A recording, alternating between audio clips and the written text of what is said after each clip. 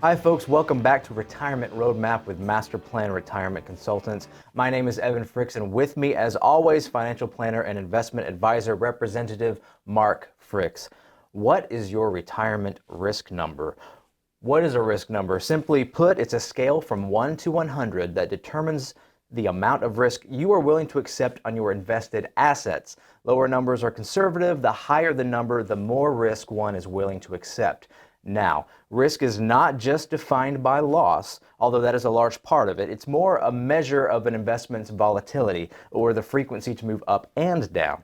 More aggressive portfolios would have a higher risk number, while defensive portfolios would have a lower risk number. There are questionnaires, and resources to determine your own risk number. So the question is, what is your risk number, and what should your risk number be in retirement? Mark, I got through there. That's a lot of questions and information there. So it's very interesting because so many people that come to see us, even if they're working with someone, don't really know what their risk tolerance is. They've never been given a test. They've never been. It's never been discussed with them. So many brokers and advisors simply look at somebody and say, "Okay, you're 45, therefore you need to be a 62 or whatever," which is ridiculous because it has nothing to do with age. It has a little bit to do with age, but that's just one piece of the puzzle. So many people come in with their statements, and I'll ask them, so how do you feel like you are? Do you feel like you're more conservative? Oh, I'm conservative. I look at their portfolio and I'm going, well, you're not, invested conservatively. You're invested aggressively or whatever. And a lot of times they won't realize it until somebody like we pointed out, or perhaps the market drops by 20% and they lose 18 and they wonder why. I thought I was conservative and that type of thing. So, it's one thing if you're doing a 401k at work and you're 25 or 35 years old, just all in the market, and be, certainly be in more than one fund, be in many, many funds. As you know, and anybody that listens to our classes and workshops knows, I'm not a big fan of the life cycle funds, but if you're somebody that's never going to touch it, never look at it, they're fine long term. I prefer somebody like us taking a look at it and saying, okay, these are the 12 funds you need because they have the best history, they have the best diversification, there's some large cap, small cap, things like that. But what we do, as you know, Evan, and you may get to this later, is we actually give a risk tolerance test to every one of our clients, 2 different formats, and we also then discuss it with them. It's not just a matter of, okay, you answered these 12 questions, but it's also a matter of, so tell me why you answered it this way or that way, and how would you feel about this, and so forth and so on. So coming up with that number, that general number, is important. Because it kind of sets expectations. If somebody comes in with a score of 50, I can give them the expectations. Well, this is probably what you'll earn. This is, and as you mentioned in your opening comments, it's not just about, hey, this is averaged 8% for 20 years, but it's not linear, right? So this year it made 12. Next year maybe it loses 14, and so can you take that volatility? Or does your risk tolerance score go deeper and say, I would like to average 8, but I don't think I can handle a negative 12 in 1 year. Well, then we need to dial back some on that particular investment. So there's a lot more into it than just, hey, it's averaged this. It's also that volatility scale, because that's when people get scared. When they see the market down 20 and their account's down 18 or 16 or whatever, and they start freaking out. And without an advisor to talk them off the cliff, so to speak, bad investor behavior. They start making moves they shouldn't make. The worst time to sell is when you're down, right? And so, and then it also depends on, the type of account, how long before retirement, how long before you need this money, things like that. So many different factors that come into that, which is why just going online, answering 12 questions, and some computer in the background says, this is you, is really, not a smart way to do it, especially if you're within 10 years of retirement. Again, if you're 25 or 35, do it all day long. Yeah. Okay, and still wouldn't hurt to have guidance. But if you're getting 10 years or less to retirement, then it really needs to start. Really need to start talking to somebody that understands risk, that understands the many components of retirement, the holistic approach. But talking about investments, it becomes much more complicated. And as we've talked about before, about having buckets and things like that, which we'll get into more here in a few minutes. But it is much more complicated than just, hey, I scored a 68, therefore I'm going to be in a 68, 32, stocks to bonds type of portfolio. So what happens when you have two spouses with very different risk numbers? Yeah, so two ways to approach that. Typically, they each have their own accounts. So you could certainly say, okay, one spouse is a 68. Let's aim for 68 on his stuff or their stuff, and then the other spouse is a 32. Okay, or what I prefer to do, again, because we are working with people that are getting closer to retirement, is combining those scores. And certainly on the one that has a lower score, have more of her or his accounts being less aggressive and the other one being more, but also want to kind of combine the household score too. So again, another layer of complexity to that that I think does make a lot of sense, but it does take a little bit more work on our part to make sure we get it right. Yeah, and a little bit more of the overall picture. It's not that, I have a 56 as my risk score, so all my accounts are a 56.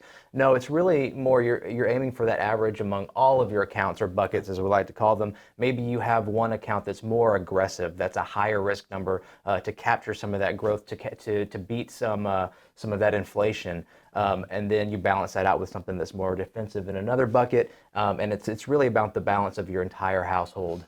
That's a great point. And it's also what that particular money is for. So, as we've talked about before, a lot of people come to us with one or two big accounts, a 401k, a thrift savings plan, or whatever, and it's the majority of their assets, and it's all kind of a 60-40 or whatever it may be.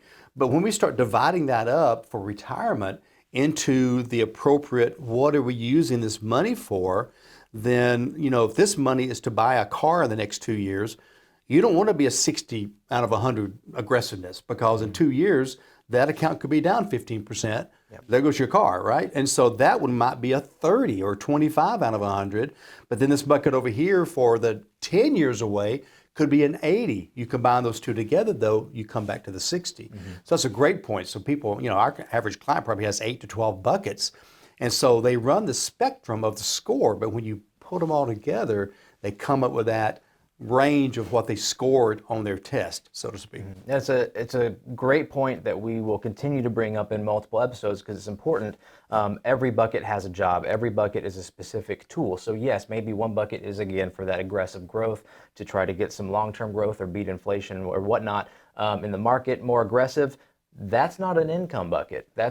We need a protected growth bucket or something like that if we're taking retirement income from. So it's very important that you have the specific tool for the specific job and that you stick with it. Yep, absolutely. We tell the story all the time about, building a house or whatever, and I always ask in class, what's step one? And most people say, well, you need a foundation or whatever. And my joke is, well, you need land and a blueprint first, so you need a retirement roadmap. But yes, the foundation is the first part, and that's kind of like your big 401k. One job to dig a foundation is a shovel. That's really the only tool you need, backhoe, whatever. Kind of the same thing with the 401k. You just have one job, and that's to grow. But then as you start putting up the framework, you end up with 6, 8, 12 different tools. And it's the same thing when you start getting close to retirement. We need different tools for different jobs, as you said. If this one's for income, it is a totally different looking account than the one that's long-term growth or short-term growth or whatever it may be. So again, that's why most of our clients have 8 to 12 buckets. We've got a couple of clients that have more than 20 buckets. Yeah. We don't have paper big enough to list all the different buckets on there. So we need to find maybe like a newspaper print or something that we can put it on. Yeah. So yeah. Well, we do have a nearly flag size papers for some of those. So it's obvious, now that we discussed a little bit the importance of understanding your risk number in retirement. Obviously, the overarching goal is to not outlive your money, so that your money lasts your entire life. We mentioned briefly why we don't take income from the stock market. Can you give us a brief recap? We've discussed it a little bit in previous episodes. Can we jump into that for a moment? So this is probably a term that very few of our listeners have heard, because most advisors and brokers and financial salespeople don't know about it or mention it, and it's called the risk of sequence of returns. And all that means is very simple, is The risk comes if you're taking money out of an account to live on, what's the return at that current moment? So if your account is, if you're taking income from a stock market account and it's down 20%, you're eating into your principal much quicker. And so let's say you retired in 2007 and you're taking income from the market. Well, what happened in 2008 through 2010? The market lost 56%, and you're taking money out. You're probably down 65 to 70% at the end of that time period. You're done. You're going back to work, okay? And so the sequence of when you're taking that money out, and we can't predict that, right? I mean, I wish I could, and if I could, we'd be very popular people, you know, but we can't. So instead, we have stable, protected buckets for the income, as you mentioned earlier, and then that stock market money has varying degrees of risk, and so we go to the one, if they need to take a vacation or buy a car, we go to the one that's profitable at that point, pull the profits, take care of it. But we can't do that with income. You know, you got to pay the power bill every month. You got to pay the mortgage or the car payment. That's got to be steady. That's got to be not subject to that sequence of returns risk. Okay, I want to take a quick moment, folks, and remind you of our website, MasterPlanRetire.com. Go there. You can schedule your complimentary consultation with Mark. That's an opportunity for you to discuss your own retirement. We can run some reports for you, give you a 10,000-foot view of your own retirement. So MasterPlanRetire.com. Check that out. Number 770-980-9262. I would also like to mention something special for this week. We have an upcoming workshop in Marietta, Georgia. You can also register on our events page on our website, MasterPlanRetire.com. We will be discussing tax planning in retirement, how to beat the IRS, or unless you're with the IRS, we're on your side. Very eye-opening. It really is. People leave that class, they're like, you know, I did not realize the power of taxes and minimizing taxes. And so it's really good. I hope to see you there. You attend, you get a complimentary copy of my book that goes through the whole sequence and culture and kind of the way we put all these plans together through a storytelling method. But yes, certainly visit MasterPlanRetire.com. Up at the top, the events tab, and you can actually register from right there. So we'd love to see you there. Taxes and retirement. Check it out, folks. So jumping back in, we just talked about income from the stock market and how that's a really bad idea. So why participate in the market at all with the volatility, especially with the other tools that can provide protected growth? Well, see, so the buckets or accounts that can provide protected growth for income don't make the same amount of return. So maybe if the market has averaged, 6 to 8%, these accounts may average 4 to 7%. So you're not getting the growth. So it's not necessarily keeping up with inflation. It may be breaking even with inflation.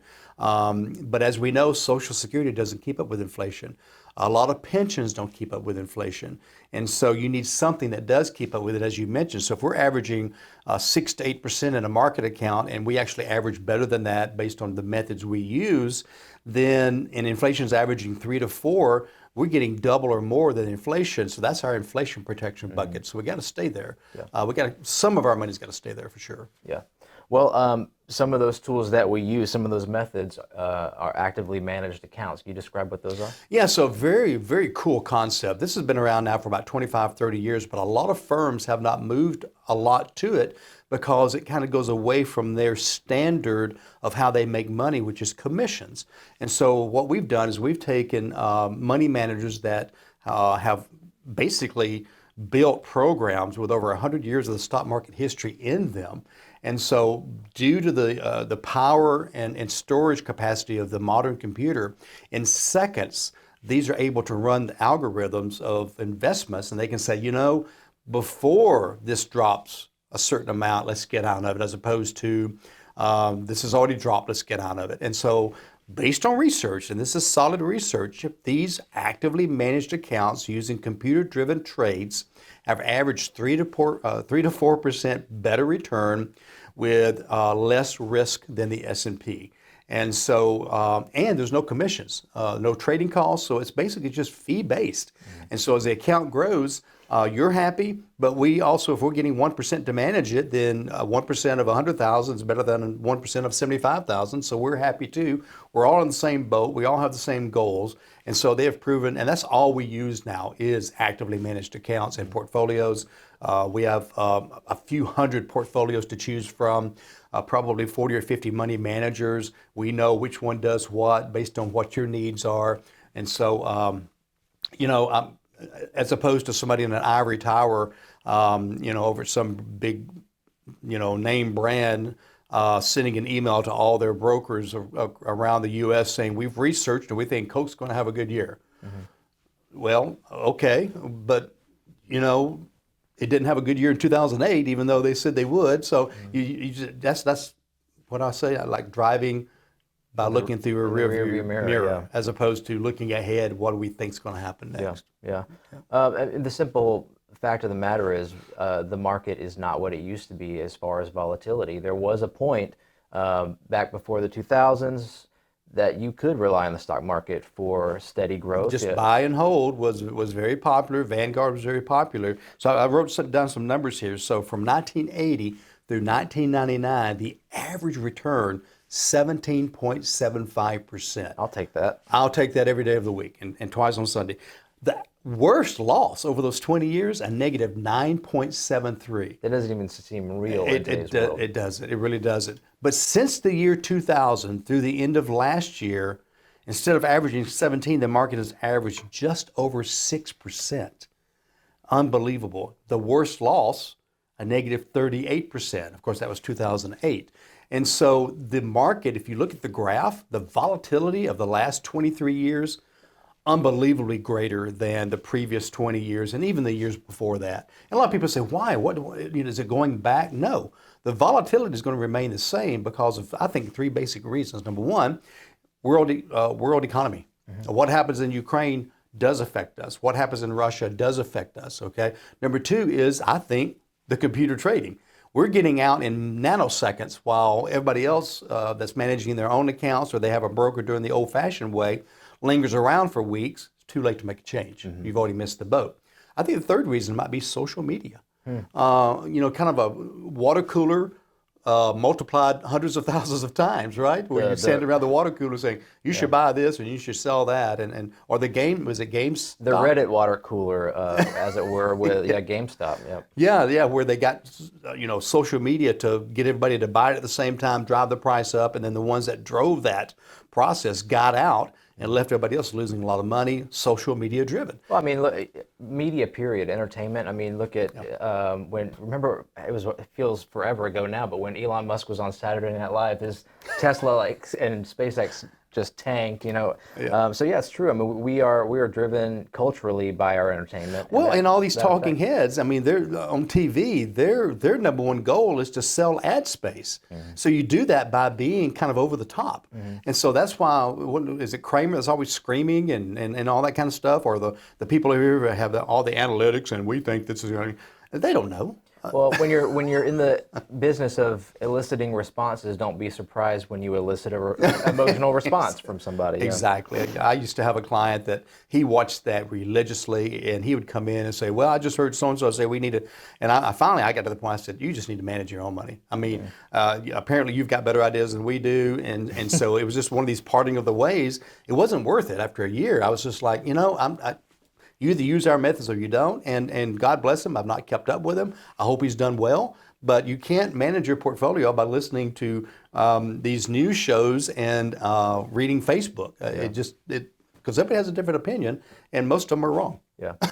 Well, everything being so driven by an algorithm with the tradings and everything else, which is why we use algorithms for our trading, and that's happening in nanoseconds. There's a really interesting story that you've spoke, maybe not on the episode, but on the trade floor, there was that big lawsuit between two companies. Yeah, I wish I could remember what two companies. It might have been Merrill Lynch and Goldman Sachs, or two of the big players. And so I visited the floor of Wall Street a couple of years ago, and I was amazed that there weren't a bunch of people around. It was just a bunch of computers now. Okay, it's not the old days when you got all these people shouting, because it's all computer driven. And so basically there was a lawsuit between these two major players because one of their computers was like 5 feet closer to the mainframe than the other one. And you're talking about nanoseconds. Their trade would technically get to the mainframe nanoseconds before the other company. So if they both placed the same trade, the price would change by the time the second one went there. That was an actual lawsuit. 5 feet of fiber optic cable. Exactly, And and so hundreds of millions of dollars. it's amazing, and so I don't know the outcome. I don't know what happened. Maybe they pulled one back or pushed one forward. I don't know, but that's a true story, and it just tells you that waiting on a phone call from a broker to talk to you about your Coke stock versus a computer making an instant decision is just a huge void. There's just a huge difference there. So circling back around to the risk number concept and an individual's risk tolerance. So how do you fund your allocation split, or rather, how do you know how to split your allocations? Defensive versus aggressive, income versus growth. How do you determine your need? A lot of it's discussions with the client and what's coming up, what are your goals, when are you retiring, what are you going to use this money for, where are you going to be living, what are you planning on buying in the future or downsizing and all that. And then I start with income because in retirement, without the income, there's no good outcome, right? And so we start with how do you produce the income? So we start setting up buckets to fill what we call the income gap. So, maybe you have Social Security, you have a spouse with Social Security, maybe a small pension, but your need's here. So you have a gap here. How do we fill the gap? We fill the gap first because without income, nothing else matters. And that's guaranteed gap filler, okay? Then we look at the other money they have, and we begin looking at tax-free versus tax-deferred. We begin looking at short-term growth, long-term growth, different types of growth. Maybe some of it's value growth, some of it's growth type of deals, some of it's international, some of it is short-term, some of it's long-term. So it is a process. It's part of that whole planning, and I spend hours building that, then discussing with the client, going back and tweaking it. So it's a 2 or 3 meeting process, but it's very critical. And that's just one circle of what we do. We haven't even talked about tax planning today, estate planning, all this other kind of stuff. But we start with income planning and then build upon that to create that portfolio of all the different buckets or accounts. Yeah. So, I mean, the income summary is essentially a document that we create that is literally your retirement plan. That is a sequence of years showing your income all the way from retirement to when COD to checkout date to checkout, and that is, it's hard to say most important, but among the most important documents that we create, and that's a living, breathing document too. Meaning that's going to change just like life changes. That's updated constantly. That has to be flexible. As with our entire roadmap, our entire retirement plan that we create for you, the income summary, we really don't see one. I've never had anybody walk into our office with an income summary or an income plan that they've gotten somewhere else. I've had a few people that have built their own in an Excel spreadsheet, but they've left out certain components. I've had so many people come in and say, well, where's your inflation? I didn't. Okay, well, inflation's real. And so you better add 3 to 4% to your income needs every year, or maybe they left something else. I mean, so it really still wasn't complete. And that's been very rare that even people have come in with that. But to have an income plan, I can't tell you how many dozens of our clients have told me that gives me such peace of mind for my retirement. I don't have to worry about what the market's doing. I know where my income's coming from. The market could go to zero. It won't, by the way, but it could go to zero and it would still matter because my income's guaranteed. Yeah, great.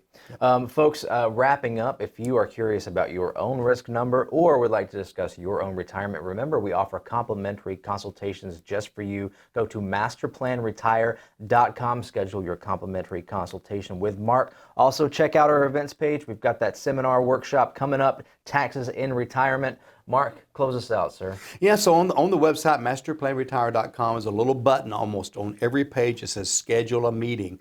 You push that, my calendar opens up, you choose the best time for you. It could be a phone chat, a Zoom, it could be in person, whatever. But that's the best way to do it. Visit the website, mark it, and our time's up. So until we see each other again, plan well and prosper. Take care, everybody.